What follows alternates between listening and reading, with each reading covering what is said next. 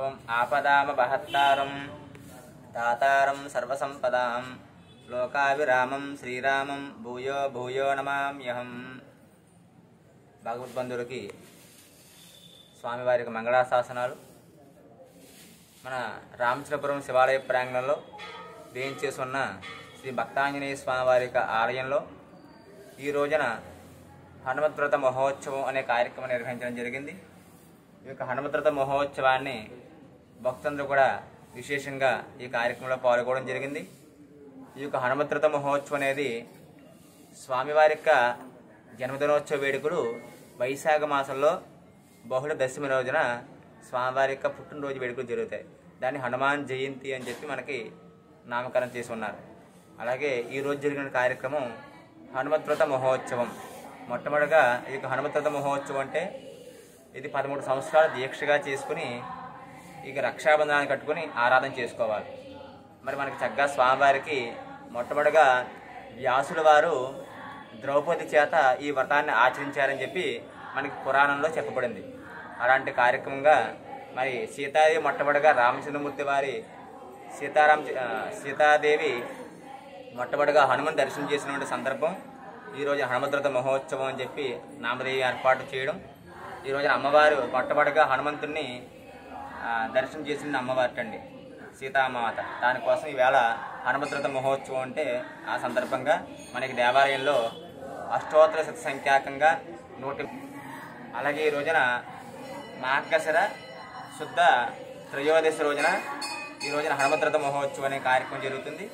ఇక హనుమద్వ్రత మహోత్సవం మరి మొట్టమొదటిగా వ్యాసుల వారు ద్రౌపది జాతి వ్రతాన్ని ఆచరింపజేయడము, అలాగే సీతాదేవి హనుమని దర్శనం చేసిన రోజుగా ఇవాళ హనుమద్వ్రత మహోత్సవం అనే కార్యక్రమం నిర్వహించబడడం జరుగుతోంది. ఇది వ్రతం కింద కూడా చేసుకోవచ్చు. సత్యనారాయణ స్వామి వ్రతం ఏ విధంగా ఉంటుందో ఆ విధంగా 13 సంవత్సరాలు వరుసగా ఈ కార్యక్రమం చేసుకుని 13 ముళ్ళు ఏర్పాటు చేసుకుని తోరాలని కట్టుకుని అర్చించి కలశారాధన చేసుకుని నవగ్రహ పూజల మండపాలను ఏర్పాటు చేసుకుని హనుమని ఆరాధన చేసేటువంటి కార్యక్రమం కూడా చేసుకుంటాం. కానీ ఇక దేవాలయంలో మనం చక్కగా 108 సార్లు హనుమాన్ చాలీసా పారాయణ చేయడము, 108 హారతలు స్వామి సమర్పణ చేయడము, 108 నివేదన చేయడము, ఇదంతా కూడా మనకి అనాదిగా స్వామివారికి ప్రతిష్టగా అయితే కూడా స్వామివారి యొక్క 1983వ సంవత్సరంలో స్వామివారి విగ్రహ స్థాపన చేసుకోవడము, చక్కగా స్వామివారికి 25 సంవత్సరాలు పూర్తి చేసుకుని సిల్వర్ జూబ్లీ చేసుకోవడము, ఆ తర్వాత స్వామివారికి వరుసగా 96వ సంవత్సరం నుంచి ఒక హనుమాన్ భక్త సమితి అని చెప్పేసి ఒక సమితిని ఏర్పాటు చేసుకోవడము, ఆ హనుమాన్ భక్తి సమితి ద్వారా అనేక కార్యక్రమాలు ఈ దేవాలయంలో జరుగుతూ స్వామివారి యొక్క అనుగ్రహం చేత భక్తులు తరించడం జరుగుతోంది. అలాగే ప్రతి సంవత్సరం దినదిన ప్రవర్ధమానంగా ఈ దేవాలయంలో భక్తులు విశేషంగా వచ్చి స్వామివారి దర్శనం చేసుకుంటున్నారు. ఈ యొక్క హనుమద్వ్రత మహోత్సవ విశేషాలు చక్కగా స్వామివారికి అనుగ్రహానికి భక్తులు కలగాలని కోరుకుంటూ ఆశీర్వాద అనేక మంగళాశాసనాలు తెలియజేసుకోవడం జరుగుతుంది.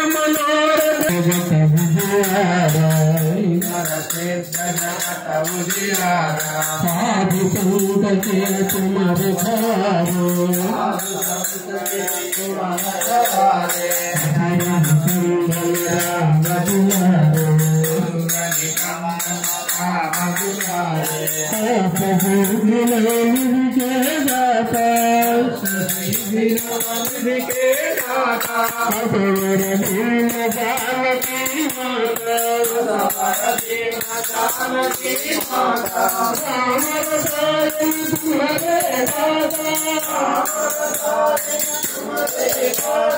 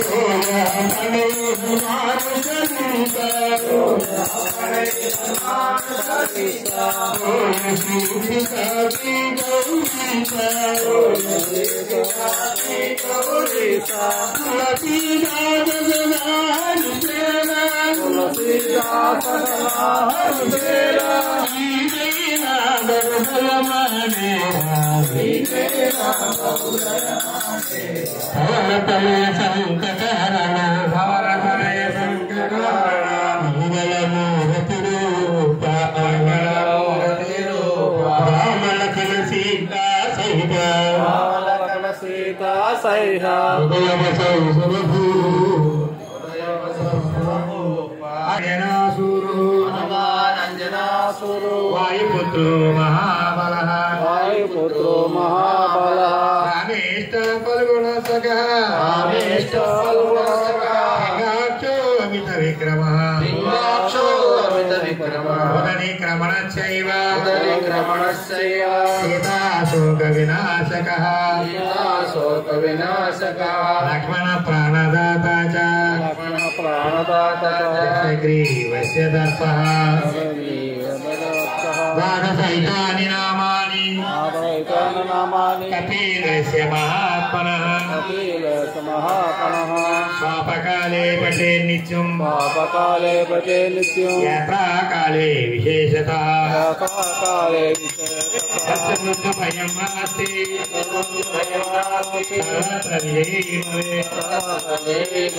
सर्वत्र विजयी भवेत्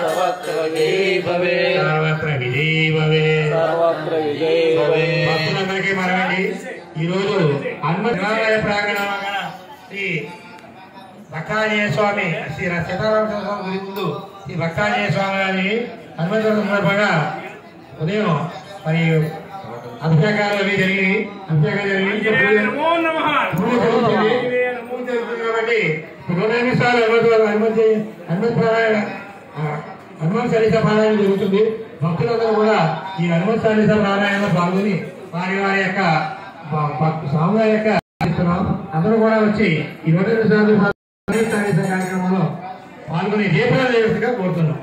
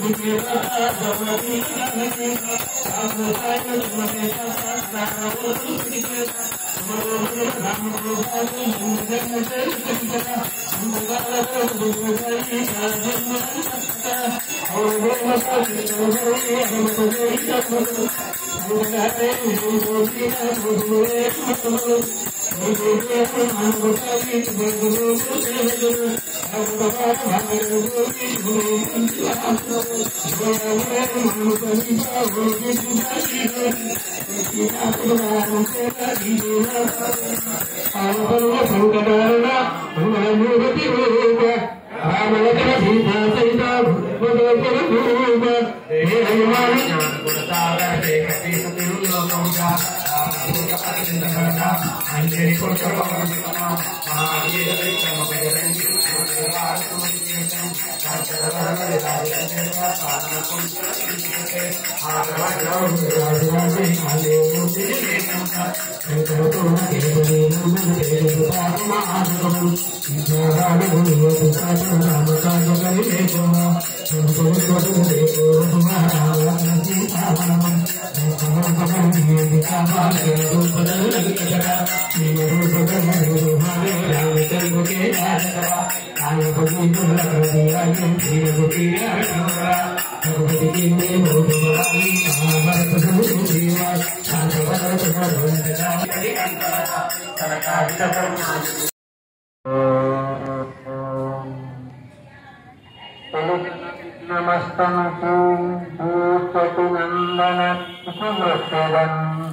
ఫలితం సేయవయ్య నిన్ను ప్రార్థన చేసదయే కదంత ఆ బలపట్టి ఘనమున వాక్కుండు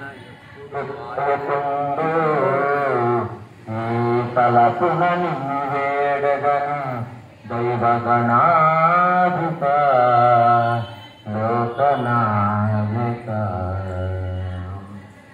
శుక్లాం బ్రహ్మ విచారసారకరణాం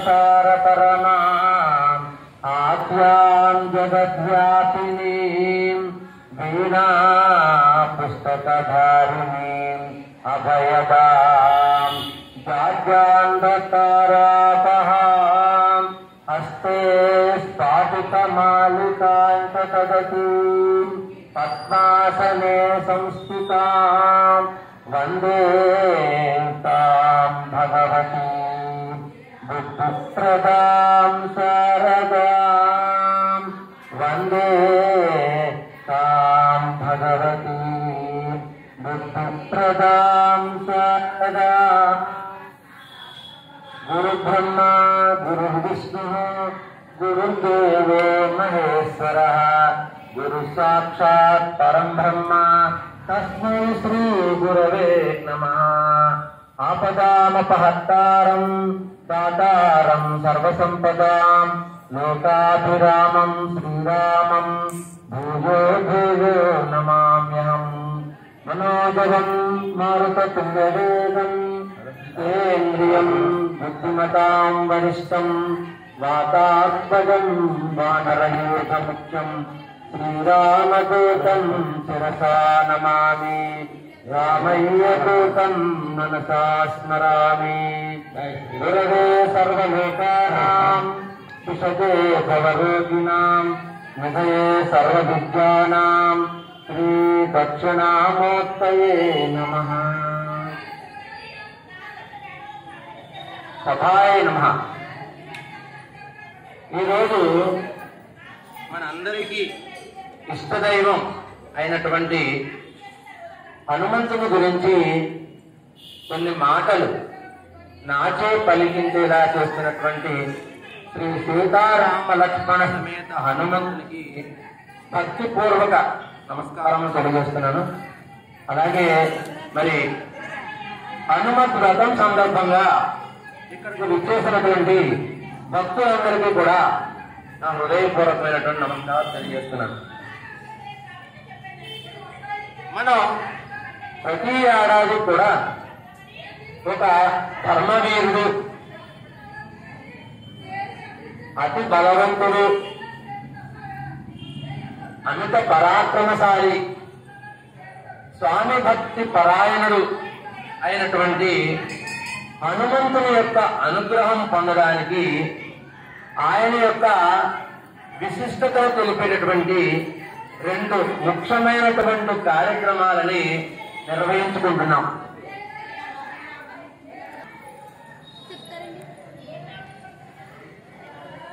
మనం ప్రతి ఏడాది కూడా స్వామి యొక్క కార్యక్రమాన్ని రెండింటిని జరుపుకుంటున్నాం.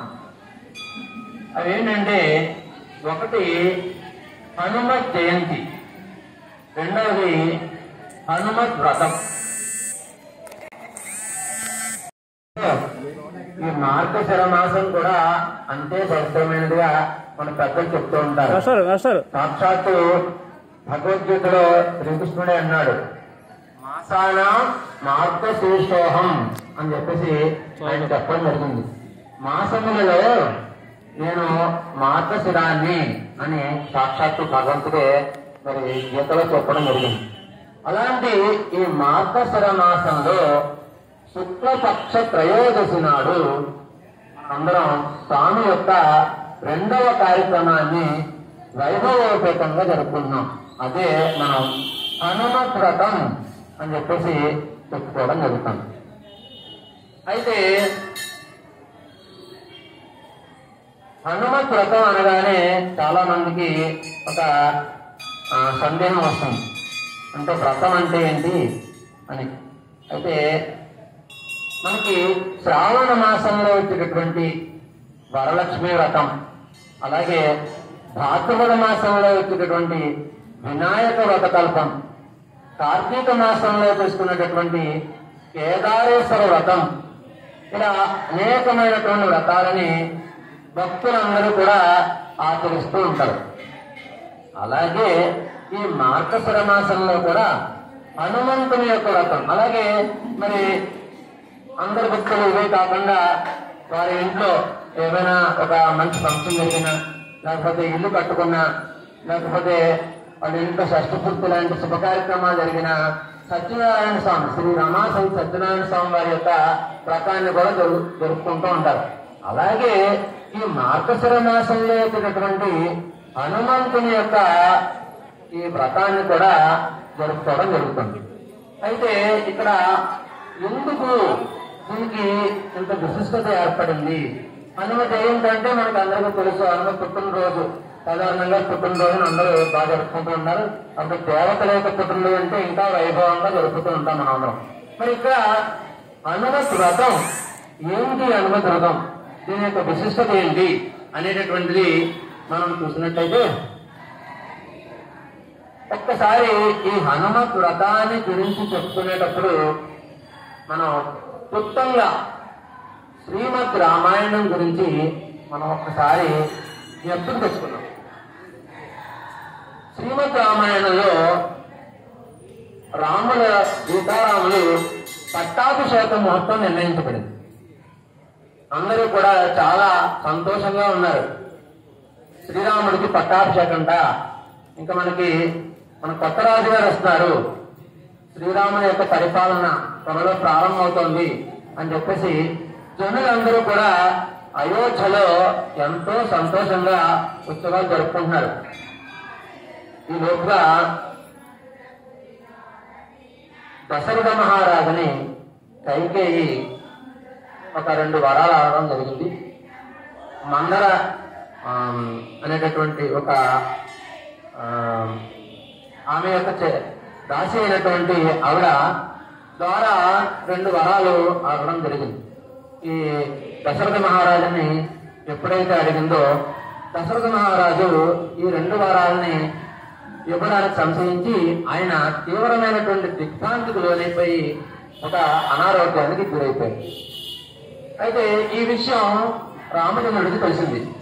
తెలిసి ఇదేంటి నాన్నగారు అంతఃపురంలోకి వెళ్ళారు, ఇంకా రావట్లేదు ఏంటని చెప్పేసి పెద్దారకు చేసినప్పుడు ఆయన కూడా కలవడానికి వెళ్ళడం జరిగింది. తర్వాత ఈ కైకేయి రాముడికి చెప్పడం, ఇలా నేను 2 వరాలు కోరాను, దానిలో నువ్వు మొట్టమొదటిగా 14 ఏళ్ళు అరణ్యవాసం చేయాలి, అలాగే నా కుమారుడైనటువంటి భరతుడికి పట్టాభిషేకం చేయాలి అని కోరాను. కానీ మీ నాన్నగారు దానికి చాలా దిగ్భ్రాంతికి గురైపోయి అనారోగ్యానికి గురైపోయారు అని చాలా ఆవిడ నిర్మోహమాటంగా చెప్పడం జరిగింది. వెంటనే రామచంద్రుడు, అమ్మ తప్పనిసరిగా ఈ యొక్క కోరికను నేను నెరవేరుస్తాను అని చెప్పేసి ఆయన వెంటనే తల్లి యొక్క ఆశీర్వాదం, తండ్రి యొక్క ఆశీర్వాదం తీసుకుని వెంటనే ఆయన అరణ్యవాసాలకి మరి వెళ్ళడం జరిగింది. ఆయనతో పాటు ఆయన యొక్క భార్య అయినటువంటి సీతాదేవి, అలాగే తమ్ముడైనటువంటి లక్ష్మణుడు కూడా బయలుదేరడం జరిగింది. మరి అయోధ్య అంతా దుఃఖ సాగరంలో మునిగిపోయింది. రాములు వారు పట్టాభిషక్తుడు అవుతాడు, రాజు అవుతున్నప్పుడు ఇటువంటి పరిస్థితి మనకి అనుకున్నారు. సరే ఇది విధిలిఖితం అనుకుని కొంతమంది అనుకున్నారు. సరే ఆ రాములు వారు అరణ్యవాసానికి బయలుదేరారు.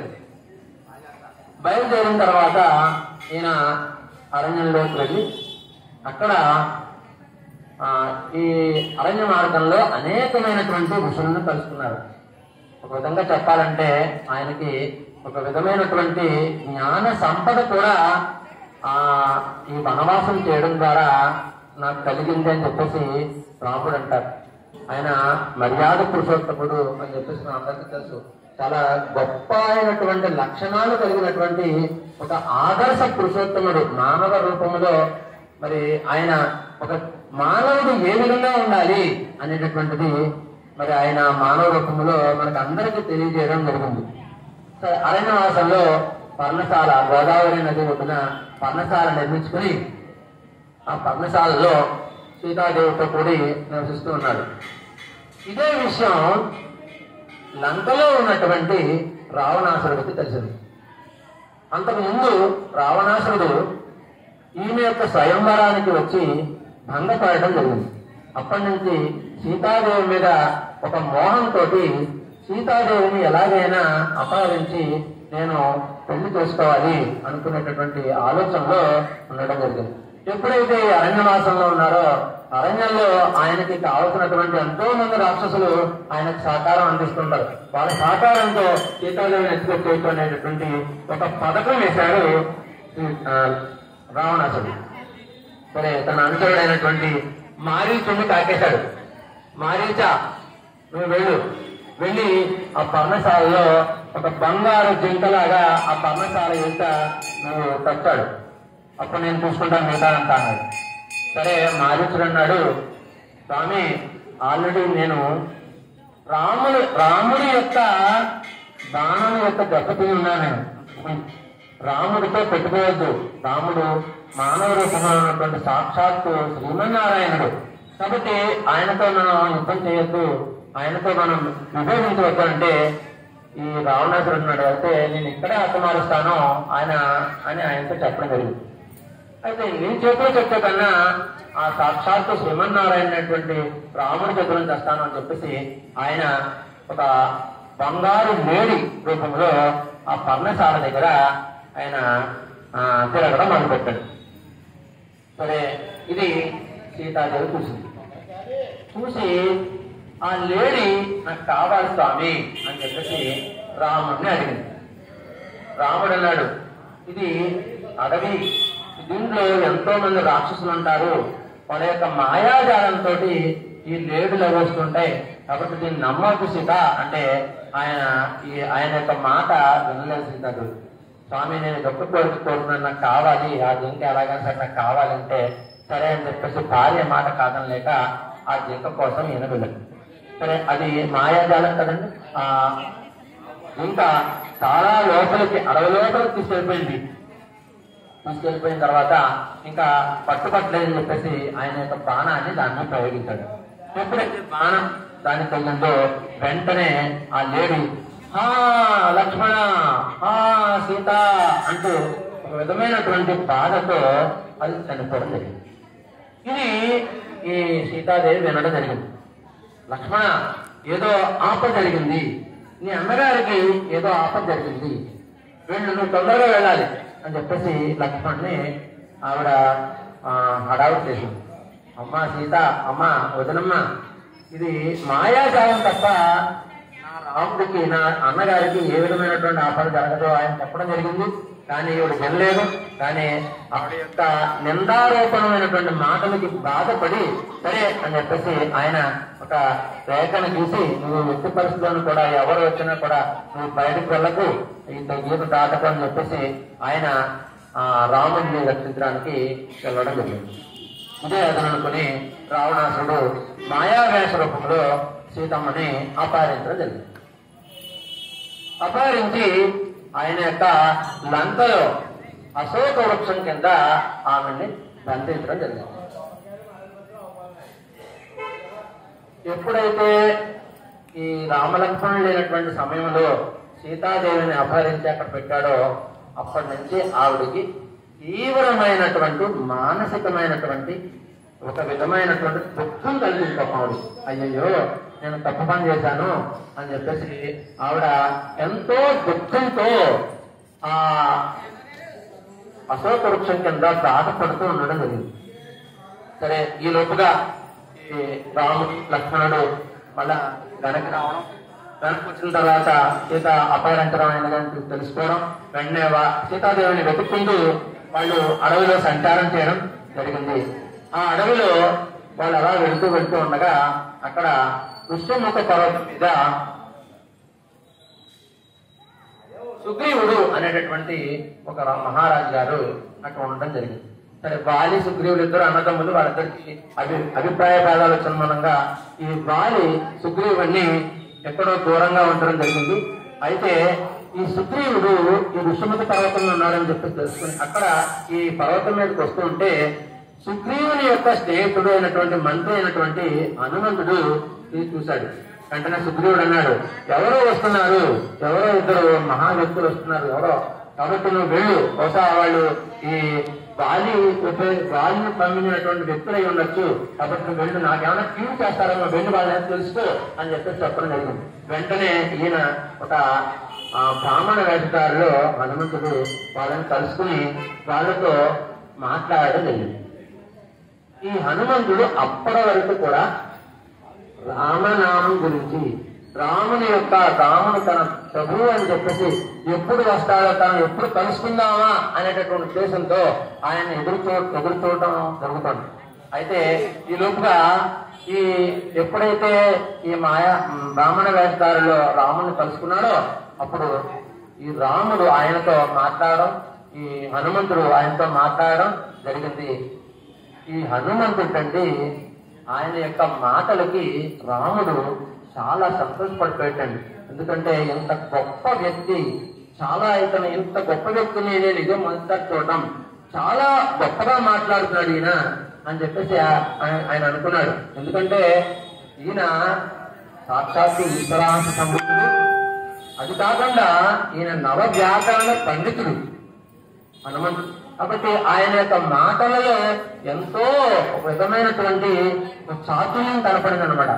దాంతో ఆయన కనిపెట్టడం జరిగింది, ఈయన శ్రీరాముడు అని కనిపెట్టడం జరిగింది. వెంటనే స్వామి నేనే అని చెప్పేసి ఆయన హనుమంతుడు మళ్ళా రూపంలో ఆయన ఈ రాముడి యొక్క పాదాలను పట్టడం జరిగింది. వెంటనే రాముడు అన్నాడు, సరే అయితే నీ మిత్రుడు నేను సుగ్రీవుడి దగ్గర తీసుకెళ్తూ అంటే సుగ్రీవుడి దగ్గరకు వెళ్ళినప్పటికీ సుగ్రీవుడు అక్కడ ఇదంతా వాలితో ఉన్నటువంటి అభిప్రాయ భేదాలని చెప్పడం జరిగింది. వెంటనే ఆయనతో స్నేహం చేయడం జరిగింది, ఆ వాలిని సంహరించడం జరిగింది. సంహరించిన తర్వాత సుగ్రీవుడు ఆయనకి అభయం ఇవ్వడం జరిగింది. నేను నా సేనతో మీకు సహాయం చేసి ఈ సీతాదేవిని నేను వెతికిస్తాను అని చెప్పేసి ఆయన చెప్పడం జరిగింది. ఆ ప్రకారంగా తన యొక్క వానర సేనతో రాముడికి సహాయం చేసి లంకని దాటి వాళ్ళు సముద్రాన్ని దాటి లంకలో ప్రవేశించడం జరిగింది. అయితే దీనికి ఈ సముద్రాన్ని దాటడానికి ఎవరైనా సరే దానికి చాలా ఒక గొప్ప వ్యక్తి కావాలి. ఎందుకంటే అది 100 యోజనముల దూరం అంటే చాలా ఎక్కువ దూరంలో ఉంటా. మరి అటువంటి ఆ సముద్రాన్ని దాటడం అంటే సామాన్య వ్యక్తుల యొక్క ఎక్కడ శక్తి సరిపోదు. కాబట్టి దానికి హనుమంతుడే సరైన వాడని చెప్పేసి అనుకుని హనుమంతుడిని పంపించడం జరిగింది. హనుమంతుడు వెళ్ళి లంకలో ప్రవేశించడం జరిగింది. లంకలో ప్రవేశించిన తర్వాత ఆయన సీతమ్మ వారిని వెతకడం జరిగింది. సీతమ్మ వారిని వెతుకుతూ ఆఖరికి ఆయన ఒక అశోక వృక్షం దగ్గర అశోక వృక్షం పైన కూర్చుని ఉండదు. అదే సమయంలో రావణాసురుడు ఈ సీతమ్మ వారితో మాట్లాడడం జరుగుతుంది. వెంట చూశాడు, ఆయన సీతమ్మని చూశాడు. చూసి ఓహో ఈమె అయి ఉంటుంది బహుశా తప్పనిసరిగా అనుకున్నాడు. సరే ఈ రాముడు ఆయన దగ్గరికి వెళ్ళేటప్పుడు ఆ సీతమ్మను దర్శించడానికి నీకు ఒక ఆమె జ్ఞాపకం, నీకు నా యొక్క అంగుళీయుతాన్ని ఇస్తాను అని చెప్పేసి ఒక అంగుళీయుతాన్ని, రాముని యొక్క అంగుళీయుతాన్ని కూడా ఈ హనుమంతుడికి ఇవ్వడం జరిగింది. సరే వెంటనే ఈ రావణాసురుడు వెళ్ళిపోవడం అంటే ఈయన ఆ చెట్టు నుంచి కింద దిగి ఈ సీతమ్మ గారితో మాట్లాడడం జరిగింది. ఆయన సీతమ్మ నమ్మలేదు. ఎందుకంటే అనేక మంది అసురులు అనేకమైనటువంటి వేషాల్లో ఆమెను హింసిస్తూ ఉన్నారు. కాబట్టి ఎవరు నువ్వు ఏంటి అని చెప్పేసి గట్టిగా ఆడడం జరిగింది. అప్పుడు ఆ హనుమంతుడు మొత్తం అంతా కూడా రాముల వారి గురించి యొక్క జ్ఞాపకాలన్నింటినీ కూడా సీతమ్మ వారికి చెప్పడం జరిగింది. అప్పుడు చెప్పి తాను రాముల వారు ఇచ్చినటువంటి ఆ అంగుళీకాన్ని సీతమ్మకు ఇవ్వడం జరిగింది. సీతమ్మ అది చూసి అప్పటి వరకు ఎంతో దుఃఖంతో ఉన్నటువంటి ఆమె ఆ యొక్క ఉంగరాన్ని చూసినటువంటి ఆమె విధమైనటువంటి సంతోషానికి లోనింది. ఆ సంతోషం పట్టణమే కాదండి, ఎంతో సంతోషం. చూడండి, మనకి ఏదైనా ఒక విధమైనటువంటి ఏదైనా మనం గెలిచినప్పుడు వచ్చినటువంటి ఆనందం అది ఎంత ఆనందంగా ఉంటుంది. అలాగా ఎప్పుడైతే సీతమ్మ ఈ రాముని యొక్క అంగుళీకాన్ని చూసిందో ఒక విధమైనటువంటి సంతోషానికి లోనై, అవును నిజంగా నువ్వు రాముడు ఈ మార్గశిర శుక్ల త్రయోదశి నాడు హనుమంతుడిని ఒక హనుమంతు వ్రతం కింద హనుమంతుడిని పూజించడం జరుగుతుంది. అయితే ఇది ఉత్తరాదిలో ఎక్కువ మనం ఇందాక చెప్తున్నటువంటి వ్రతాలు ఎలా అయితే ఉన్నాయో అలా చేస్తూ ఉంటారు. మనకు కూడా ఉదయం మరి బ్రహ్మశ్రీ తటవర్తి రాఘవరాజు గారు దంపతులు ఆ వ్రతాన్ని మరి అర్చకులు వాళ్ళతో చేయించడం జరిగింది. అనంతరం మనం కూడా ఆ వ్రతం చేసుకుంటే 108 సార్లు మరి సామూహికంగా హనుమాన్ చాలీసాని పారాయణం చేయడం జరిగింది. అంటే మనందరం కూడా వ్రతం చేసుకున్నట్టే అది. కాబట్టి మరి ఎప్పుడైతే ఈ హనుమంతు వ్రతం నాడు అటువంటి వాళ్ళకి ఎటువంటి ఏ విధమైనటువంటి దుఃఖాలు ఉండవు అని చెప్పేసి ఆ సీతమ్మ వారు చెప్పడంతో అప్పటి నుంచి అది జరుగుతూ ఉందండి. ఇదే పాండవులు వనవాసం చేసేటప్పుడు వ్యాస మహర్షి వాళ్ళ దగ్గరకు వచ్చినప్పుడు పాండవులందరూ కూడా వాళ్ళ యొక్క కష్టాలను చెప్పుకోవడం జరిగింది. అప్పుడు ఈ వ్యాస మహర్షి వాళ్ళ చేత ఈ హనుమంతు వ్రతాన్ని చేయించడం జరిగింది. తర్వాత వాళ్ళు భారత యుద్ధంలో వాళ్ళు విజయం సాధించడం జరిగిందండి. కాబట్టి ఎవరైతే హనుమంతుడిని పట్టుకుంటారో, హనుమంతుడిని పూజిస్తారో వాళ్ళు ఎప్పుడు కూడా వాళ్ళందరికీ కూడా విజయాలే ఎప్పుడు కలుగుతూ ఉంటాయి అనేటటువంటిది ఇదొక ఉదాహరణగా మనం చెప్పుకోవచ్చు. ఇంకా వారి యొక్క సమస్త మనోభీష్టాలు కూడా నెరవేరుతాయనేటటువంటిది మరి ఈ కథ ద్వారా మనకు తెలుస్తుంది. ఇంకా తర్వాత ఆంజనేయుడు అపారమైనటువంటి కరుణా సంపన్నుడు.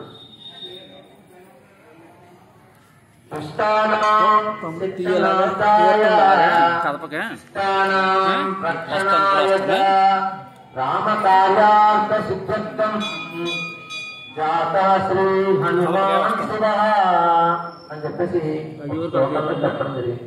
ఏంటంటే దుష్టానాం శిక్షణార్థాయ, దుష్టుల్ని శిక్షించడానికి, శిష్టుల్ని రక్షించడానికి సాక్షాత్తు ఈశ్వరాంశ సంబంధమైనటువంటి హనుమంతుడే ఆ విధంగా మరి శివుడే ఆ హనుమంతుడి కింద వచ్చి రాముడికి సహాయం చేయడం జరిగింది. భక్త జనప్రియుడు, అలాగే ఈయన వస్తనుడు, కష్టాల్లో ఉన్న వారిని చూసి స్వామి అలాగే ఆయన వ్రతం శ్రీరామచంద్రుడే ఆయన అనుగ్రహానికి ఆరాటపడి అరులు చాచాడని చెప్పేసి మనకి రామాయణంలో మనందరికీ తెలుస్తుంది. అలాగే జగన్మాత అయినటువంటి సీతాదేవి సుందరకాండలో హనుమంతుని ఈ విధంగా ప్రార్థించింది. ఏమని?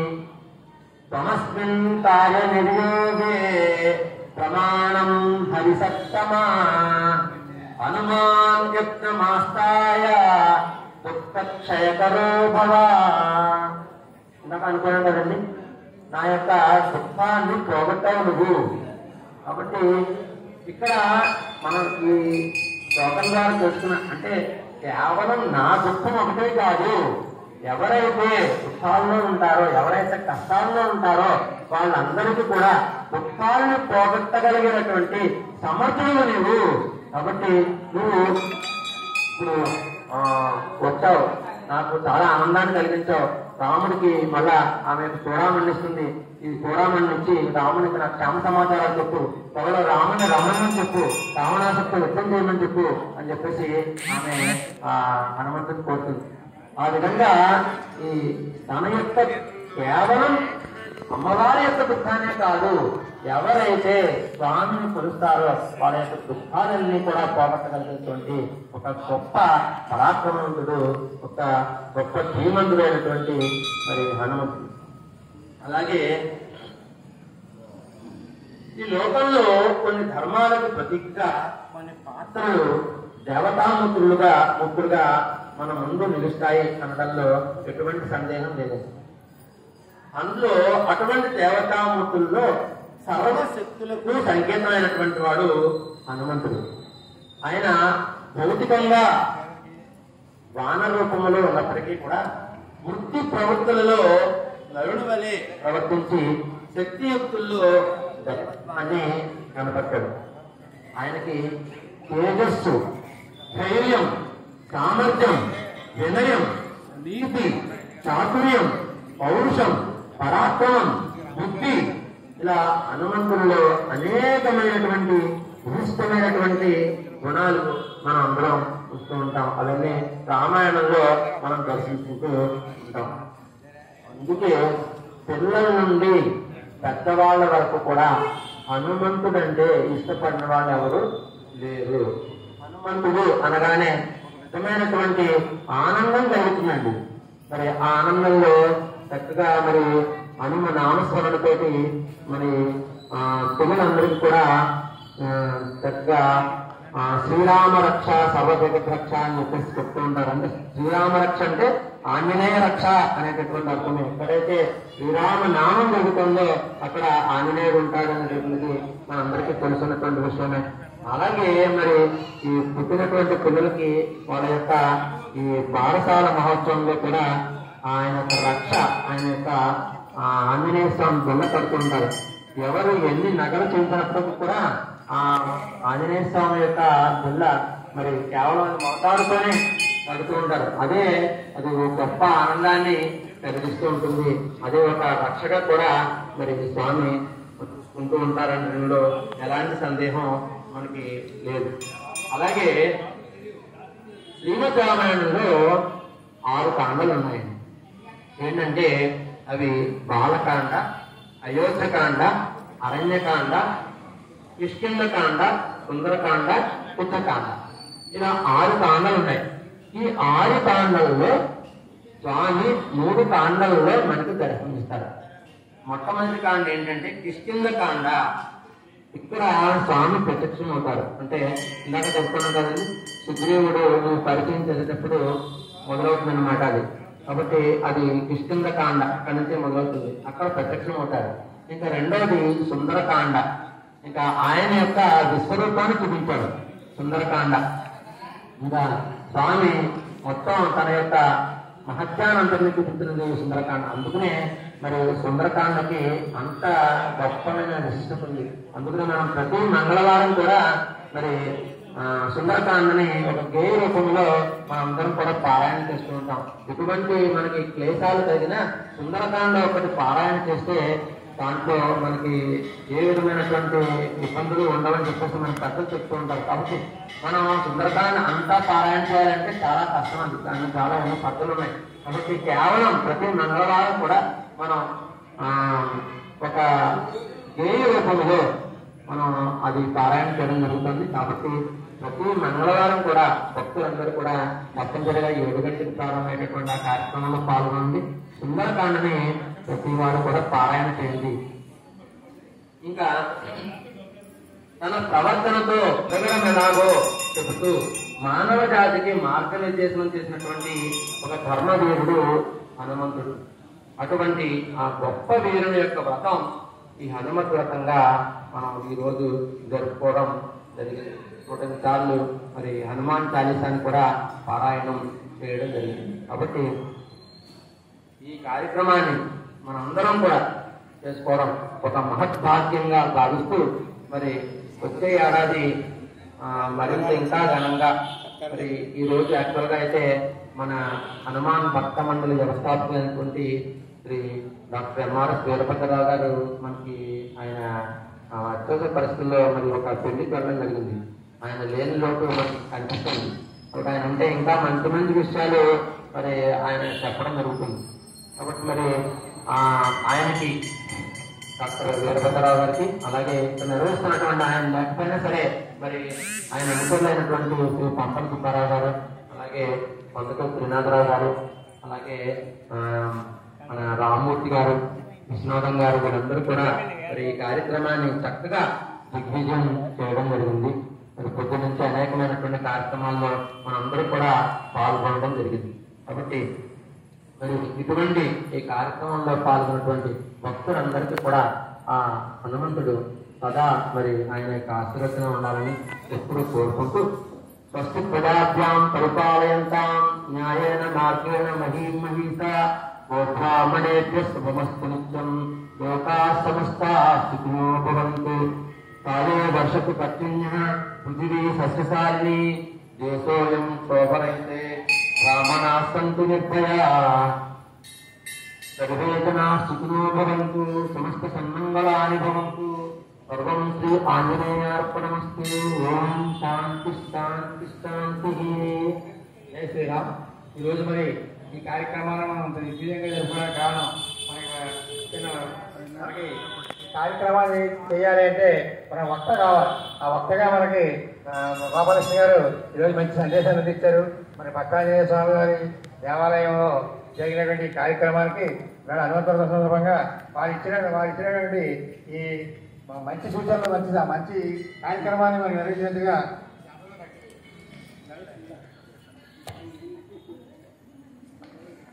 మరి మనకి ఎంతో విశేషమైనటువంటి మంచి విలువైనటువంటి సందేశాలు ఇచ్చినటువంటి మరి మన ఎలా ఈ ప్రవచనం ఇచ్చినటువంటి స్వామి వారికి చిన్న సిరుకోరుకొని మన భక్తాంజనేయ స్వామి భక్తిమండలి తరఫున భక్తాంజనేయ స్వామి భక్తిమండలి తరఫున చిన్న సిరుకోరుకొని మన శ్రీరామరావు గారిని సత్కరించగా సాగు తీసుకొని వచ్చి కప్పి సత్కరించగా కోరుతున్నారు.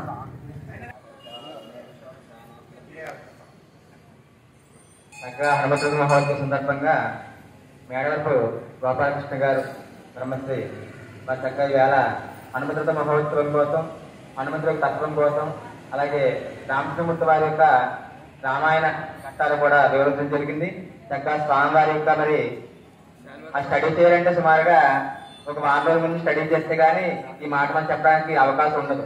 దాని మరి అందరూ కూడా యూనియన్స్ కూడా మనం ఒక టీచింగ్ ఫీల్డ్లో ఉన్నారు కాబట్టి వారు చక్కగా మరి ఒక రోజులో వారు స్టడీ చేసి ఉండొచ్చు. కానీ ఇవన్నీ కూడా వారం రోజుల ముందు కానీ ఇవన్నీ కూడా స్టడీ చేస్తే కానీ ఇంతమంది భక్తుల ముందు ఆడియన్స్ మీకు చెప్పడానికి అవకాశం ఉంది. కాబట్టి అందరూ కూడా స్వామివారి యొక్క మంగళాశాసనాలు తెలియజేస్తూ వారికి భక్తాంజనేయ స్వామివారి యొక్క శేష మాలని శేష పండుగని కూడా సమర్పించడం జరుగుతుంది.